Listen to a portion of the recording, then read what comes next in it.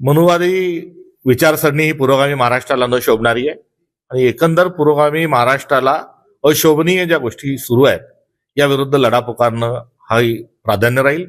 जो पुरोगामी महाराष्ट्र म्हणत असताना संतांचा, विचारवंतांचा फार मोठा वारसा आपल्याला लाभलेला आहे आणि याच महाराष्ट्रात आज जातीच्या नावावर, धर्माच्या नावावर जो नंगानाच चाललाय हा थांबवण्याची आवश्यकता आहे.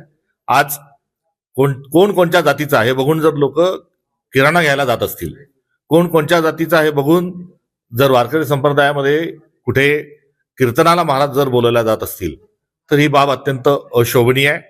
हा महाराष्ट्राला, पुरोगामी महाराष्ट्राला लागलेला कुठेतरी हा जो शाप आहे हा दूर करण्याची आवश्यकता आहे. त्यामुळे सद्भावना आज महाराष्ट्रामध्ये घेऊन जाण्याची आवश्यकता आहे, प्रेम घेऊन जाण्याची आवश्यकता आहे, सौहार्दता घेऊन जाण्याची आवश्यकता आहे आणि एका हातात संविधान आणि दुसऱ्या हातात भारताची जी परंपरा आहे, जी संस्कृती आहे, जी गंगा जमुना तहजीब जी आहे ही आम्ही पुढे घेऊन जाणार आहोत.